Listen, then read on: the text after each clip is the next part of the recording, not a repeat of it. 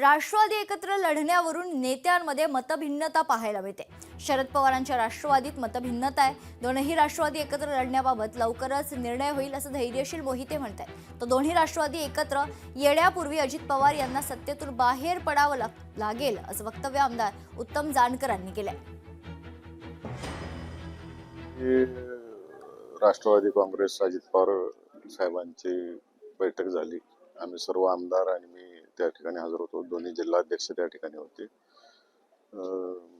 दोन्ही पक्षांची युती कशी करता येते या दृष्टिकोनातून चर्चा झाली। काल त्यांना आम्ही सांगितलं आज दिवसभर बसतो, जो काही निर्णय असेल ते 2 दिवसामध्ये कळवतो असं त्यांना सांगितलेलं आहे। काय आमदारांची आता प्रत्येकाची मतं जाणून घ्यायला लागलेलं आहे आम्ही। आज रात्रीपर्यंत सगळ्या गोष्टी फायनल होतील। मला माहित नाही ते एकत्र येतील, मला वाटत नाही की ते एकत्र येतील, कारण पवार साहेबांचा विचार हा वेगळा आहे आणि अजितदादा सत्तेसोबत आहेत। त्यामुळं मला म्हणजे अशी बिर्याणीमध्ये गुळवणी चालेल का नाही मला वाटत नाही।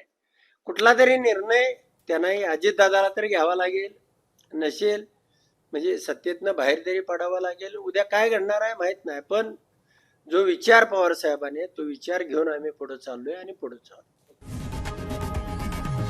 लोकशाही मराठी ऐका, पहा, जागरूक रहा।